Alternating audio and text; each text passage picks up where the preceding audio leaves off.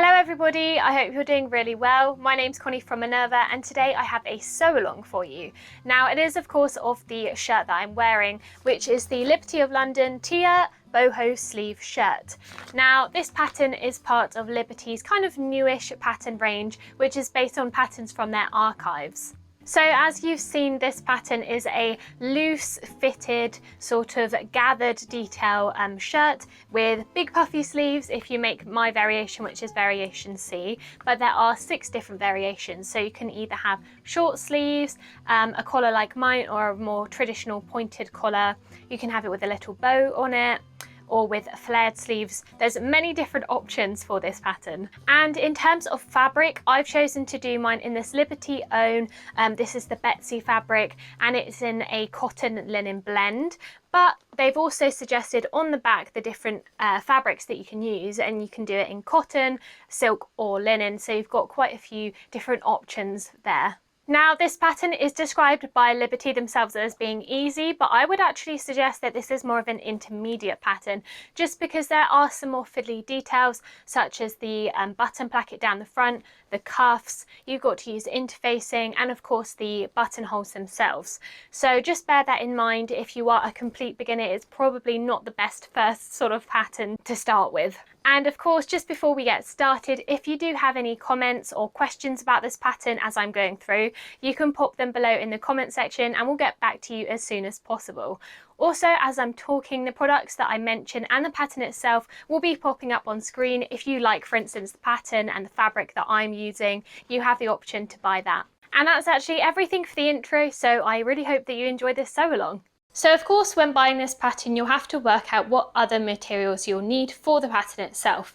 And a good way to find this out and to get an indicator is to get the pattern and actually look on the back. So on the back, we've got the size chart along the top here on the edge of the envelope. And this has all of the sizes in centimeters for the bust, waist and hip.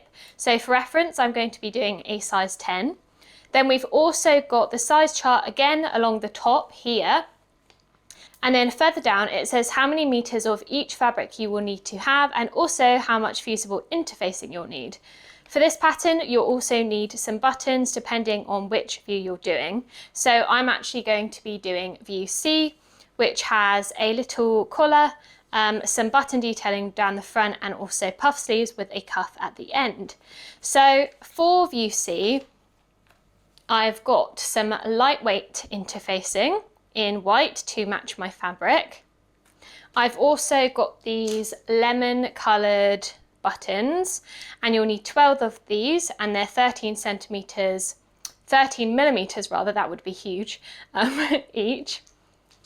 I've also got my fabric, which is Liberty fabric in itself, and it's a linen cotton blend. It's really lovely. It's such a bright print. I love this one.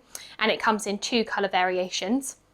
And I've also got some baking paper, because I'm going to be using this as tracing paper, because I'm actually going to trace round view C, because there's so many different variations that if in the future I want to come back and make a different variation of the pattern, then I'll have the original, have the blueprint as it were, so that I can make any of the other variations. So when opening the pattern up, it comes with the pattern instructions itself. So we've got 3, and I think this one is all in French. So we've got the 3 here. And then in this separate envelope, we have the pattern itself, just a normal tissue paper pattern, which I'm going to be tracing. We'll get on with that now.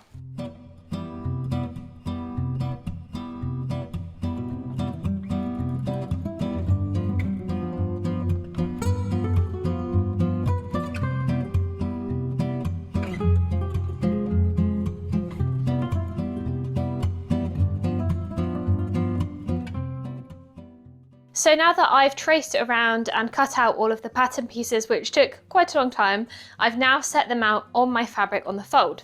So I've put the 2 selvage edges together like this, and then laid out roughly where I want them to be. So all of the fabric pieces except the left front and right front can be cut on the fold like this, just laid out here. These 3 pieces are on the fold, and then the sleeves are actually cut on the bias, and the pattern piece is actually too wide for me to fit it all on one, so I'm actually going to leave that till last and cut them out with the fabric opened out. So I can now begin pinning my pieces down to cut out.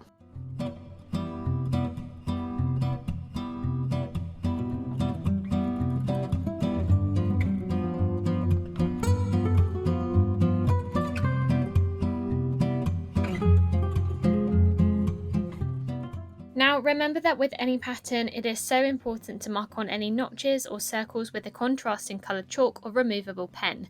These circles will become very important once you begin sewing.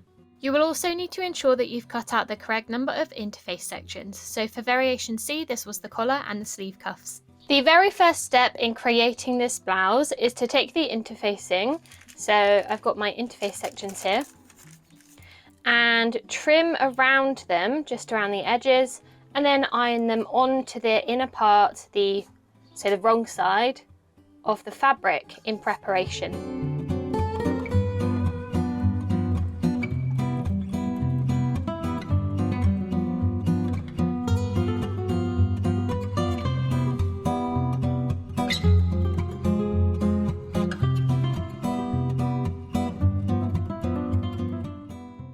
I'm just going to demonstrate with these cuff sections exactly how we're going to put the interfacing on. So we've got the two pieces of interfacing and then the two cuffs, and what you want to do is find the side of the interfacing that is a bit textured and a bit shiny, as this is the side with the glue on, and you want to face that down onto the wrong side of the fabric.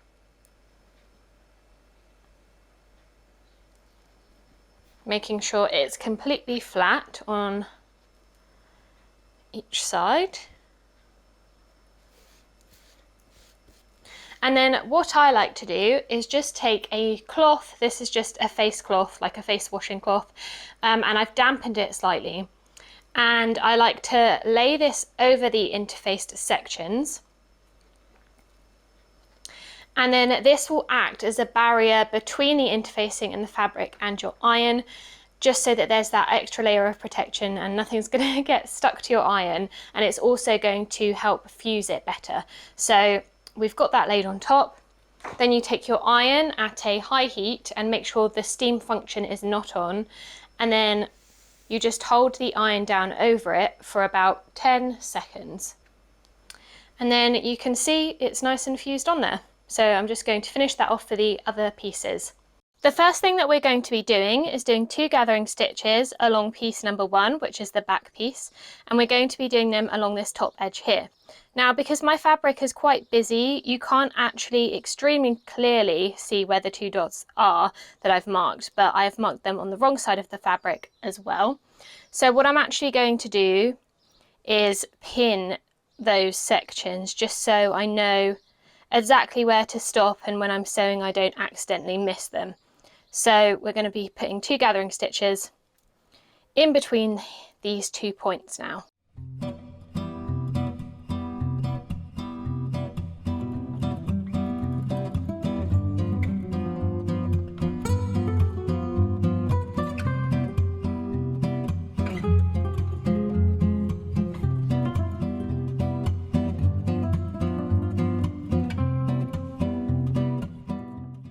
Now we are taking one of the yoke sections that we've already cut out, just one of them though, the other will be used as the facing. And what we've got to do is pin it on either end of this back section, and then pull up the back section gathers until it fits securely within this top back section and the yoke. So I'm going to actually turn the fabric this way round, because with gathers you always want to be pulling up the bobbin thread, and I'm just going to pin like this.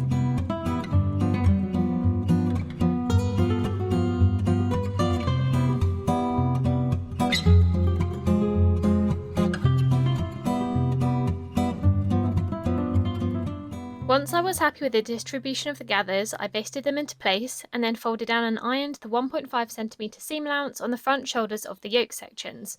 Once I'd done that, I trimmed the seam allowance by 5mm. I then took the remaining yoke section, so the yoke facing, and pinned that right side to the wrong side of the back, laying it on top and then sewing into place.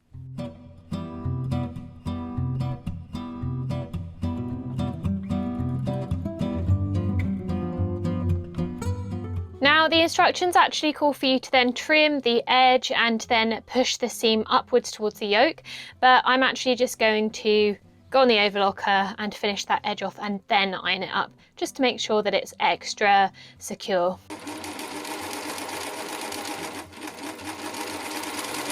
Next, you will need to put another 2 gathering stitches in the shoulder sections between the dots on piece 3 and 4, which are the right front and the left front. Now that we've done the gathering stitches on the shoulders of the right and left front pieces, what we're going to be doing is pinning them at the shoulders to the back, but we're doing it just on the yoke that's not folded inwards. So the one that's folded inwards, we want to keep that free, and we're just doing it right sides together on the back yoke section.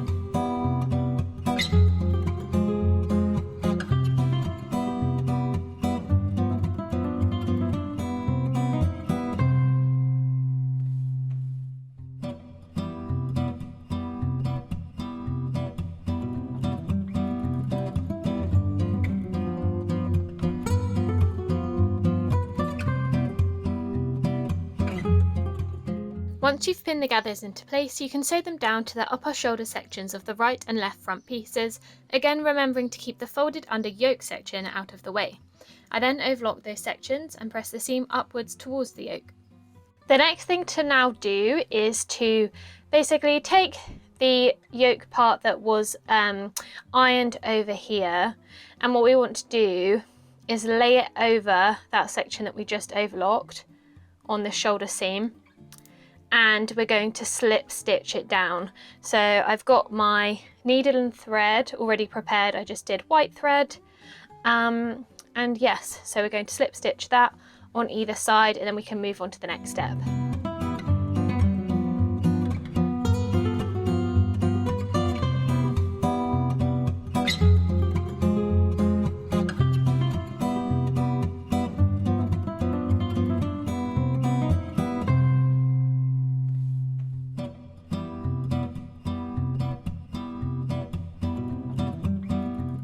Once I'd stitched that down, I overlocked the front and back side edges of the shirt in preparation for sewing them together, just to make sure there weren't any raw edges.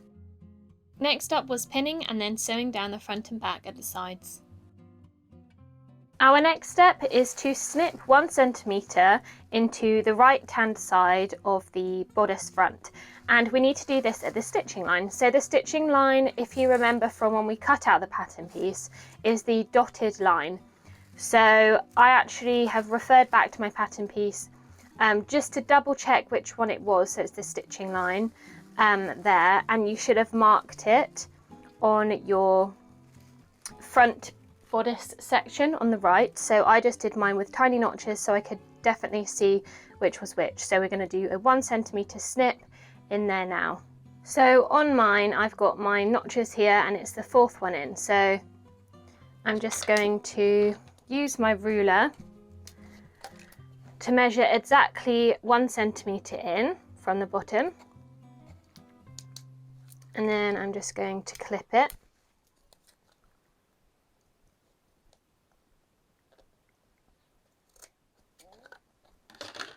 And then what we're going to be doing is from the inside folding that up and ironing it down.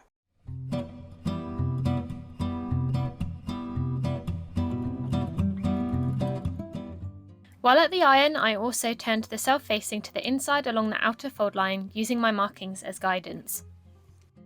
Then to secure those points I just ironed down, I basted the upper and lower sections within the seam allowance, and then still on the right front, I turned the entire front opening edge to the inside along the last remaining marking, which was the fold line, and pressed that down too. Our next step is to stitch down the stitching line along the centre front from the outside, on the right hand side still. But what I'm actually going to do is just draw with a heat erasable pen, or you can use chalk, just exactly where that line is so I don't accidentally swerve off or anything. So I'm just going to draw that line now. So I've got my marking and just lining it up with the bottom bit and drawing down. I then sewed neatly down the line I had just drawn out. At this point in the project, I quickly basted around the neckline of the shirt before returning to the right side front of the shirt again. So as you can see here, I have pressed the self-facing over that stitching line I just did, and I am machine basting it in place at the upper edge. And then to secure the bottom edge, I slip stitched this into place. Now that we've done the right side, we can move on to the left. So for the left, it's fairly similar in that you're just folding and ironing and basting and stitching. So the first thing that we've got to do is turn in this edge by 6mm, iron, and then we'll be turning, I think, the entire thing out on itself again. So I'm just going to take us to the iron and we'll measure that 6mm and iron it down.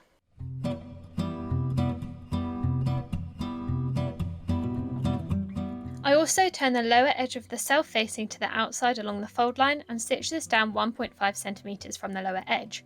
After trimming off the excess, I turn this inside out and ironed it.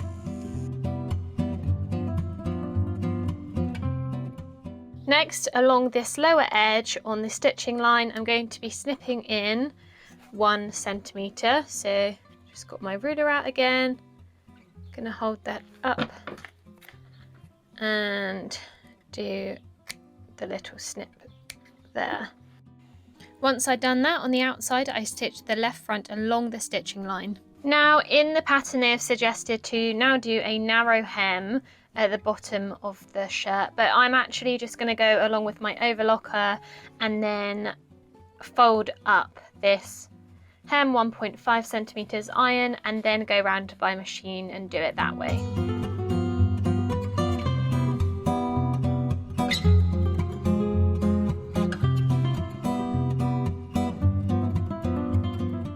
I then stay stitched fully around the neck edge, and I did this at the 1cm mark, so just under the seam allowance.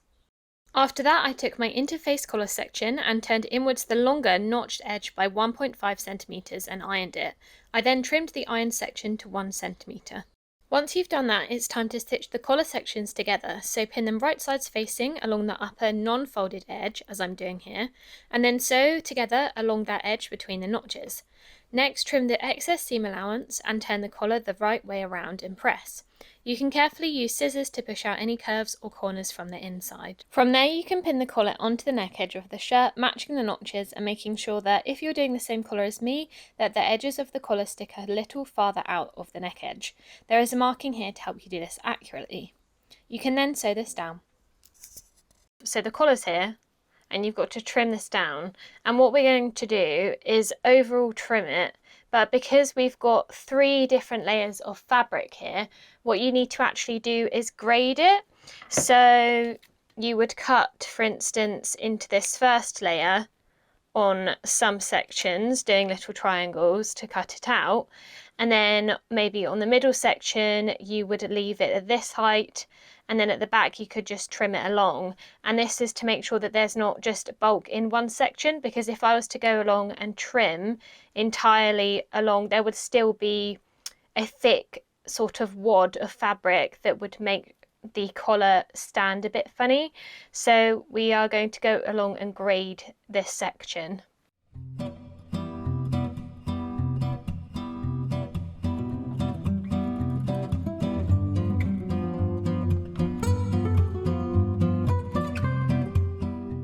After that, I went along and slip stitched the collar folded edge over the inner seam. So as you can see, the slip stitch has given a nice clean finish, especially from the front view. But now what we're going to do is edge stitch all the way around the very edges, so as tight as we can, basically to the edge, just on the normal machine, just around the entire collar.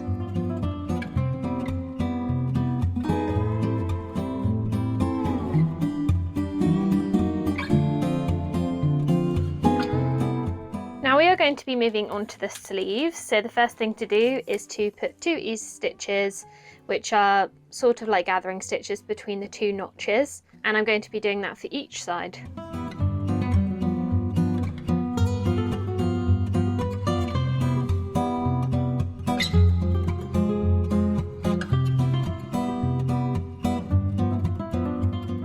After that, I then stitched down the sleeve seam on either sleeve arm. Now with this lower section that we've left open, what we're going to be doing is doing a narrow fold hem of 1.5 centimeters at the very bottom. So to do the narrow hem, you will iron the fabric outwards 1.5 centimeters and then actually tuck that raw seam inwards and iron that again.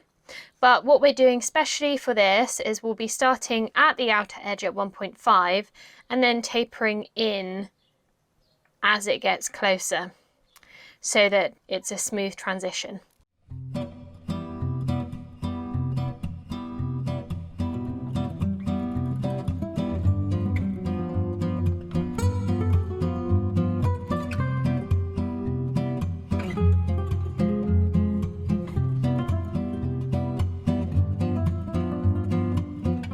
And then from the outside, you've got to stitch around this opening, pivoting at the corners and keeping around 5 millimeters away from the edge. At this point, I also gathered the upper edge of the lower sleeve, so that's pattern piece number 10, and straight after that gathered the lower edge of the sleeve too. The next thing that we've got to do is attach the upper sleeve to the lower sleeve. So I'm just going to show you this one, how we would do it. So I'm going to be pinning right sides together, and you want to find the under arm edge of the lower sleeve and then match the 2 dots that you should have marked on right at the beginning so that the sort of triangular bit is going over the edge here. So we're going to match those 2 dots there.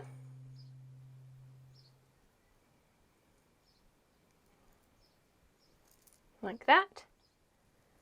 Then you want to go around and match the middle notch here to the middle notch on your lower sleeve, so like this.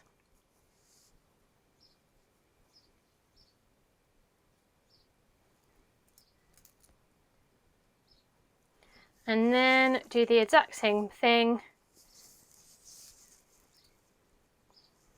on the other side. So matching the dots so that there's a slight overlap.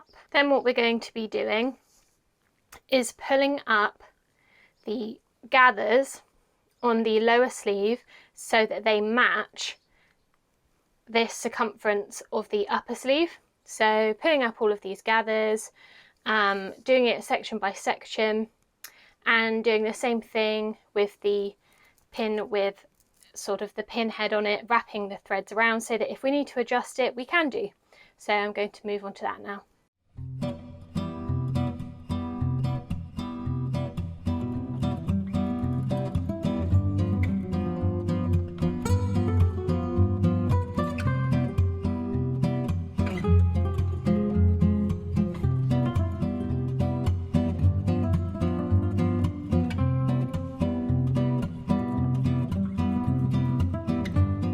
Once I was happy with the amount of the gathers going into the sleeves, I stitched them down and then overlocked that section. I've now overlocked that edge there, so that part of the sleeve is done. But what I'm going to do is actually unpick this line of stitching here because I did one at 2 centimeters, so I'm just going to unpick that. And then what we will be moving on to is the cuffs, and the first thing to do with the cuffs is to find the unnotched edge. So this edge is notched, we can see our little notch marking there, and this is the unnotched edge, and what we're going to be doing is folding 1.5 centimeters inwards and ironing that down. So when I'm at the iron, I'm going to press this down and also press that 1.5 centimeter seam allowance upwards. But first I'm just going to unpick that gathering line.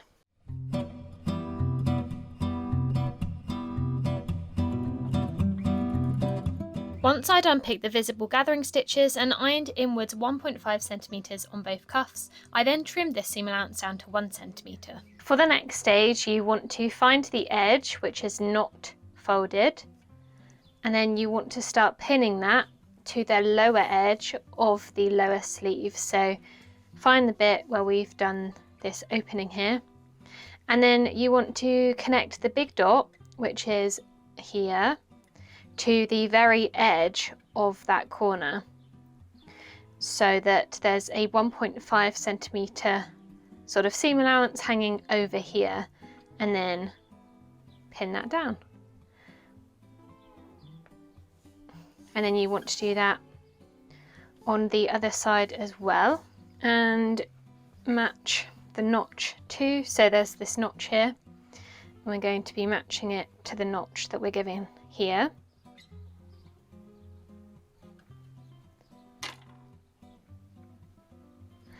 And then I'm going to turn this the other way round, and then we're going to be pulling up these gathers so that they match perfectly inside the cuff here.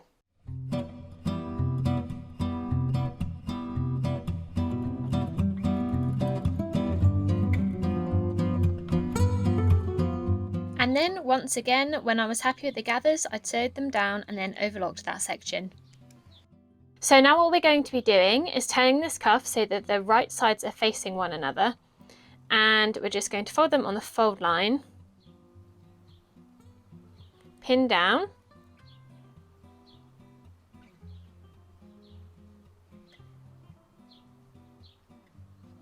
and then on either side we're going to be stitching down here, then trimming and flipping the entire thing out so that then we can take this folded down edge and actually sew it down by hand onto here using a slip stitch, and that's how we're going to get that clean cuffed finish. So sewing down there is the next step.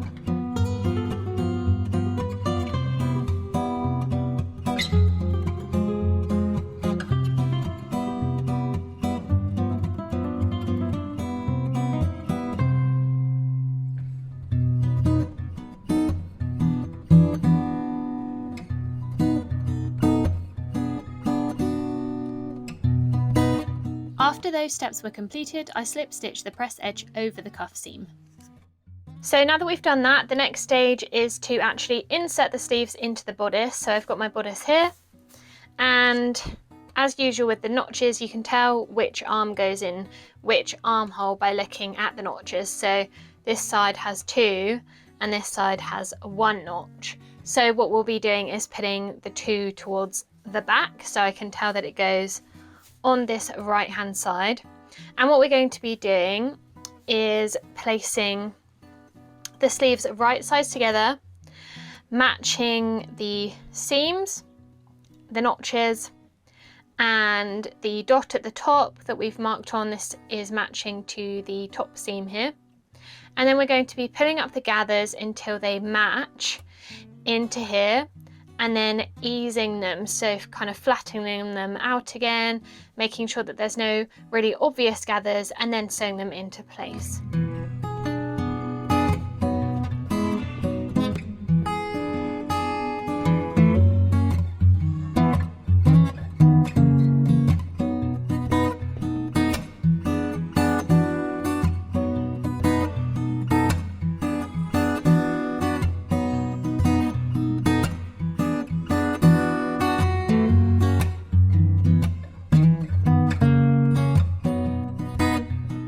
Now finally it is time to put the buttons on. So I've got my buttons here and I've got my button foot. So this is of course dependent on what kind of sewing machine you have, but for mine I put the button in between the 2 red markings to think, you know, what size does my buttonhole need to be, and thankfully my machine actually works that out for me. So once you've got the size ready, I can change the actual foot on my machine.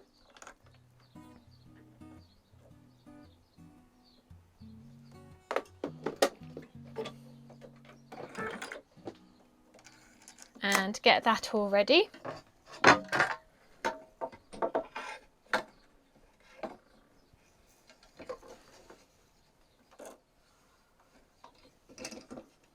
And you want to make sure that you really have a lot of thread in your bobbin when doing buttons, because you don't want to run out halfway through.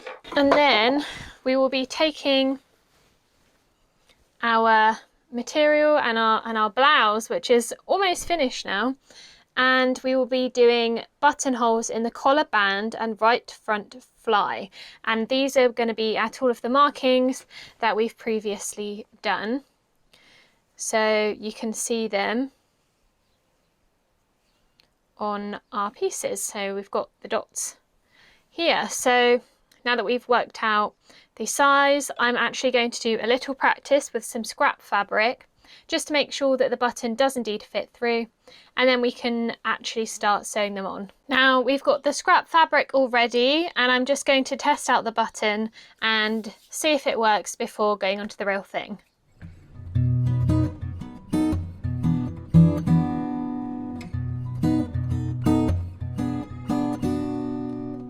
I found that I was happy with that buttonhole size. It fit well and looked good, so I began sewing on the real buttonholes along the right hand placket, and also the 2 at each sleeve cuff. And then finally you can move on to sewing on the buttons, which is made easier for you because of the markings that we've already done. So it will be like that. So I'm just going to sew on all of buttons onto all of the little blue dots that I've already made. And then once you've done that, you have your final shirt.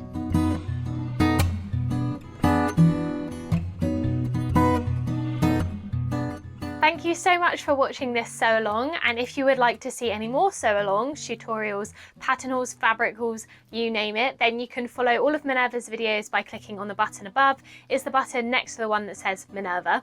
And if you do end up making this shirt in any of its variations, I would love to see it. So you can actually join up with Minerva for free today, make an account and join the Minerva community to see what other people are making, post your own pictures of what you've made, tag products and interact with others. It's very inspirational, and that way I can see what you've made. And again, don't forget to leave any comments if you do have any, or if you have made this, you can even post a picture of your make in the comments themselves. And that's actually everything for today, and I'll see you next time. Bye!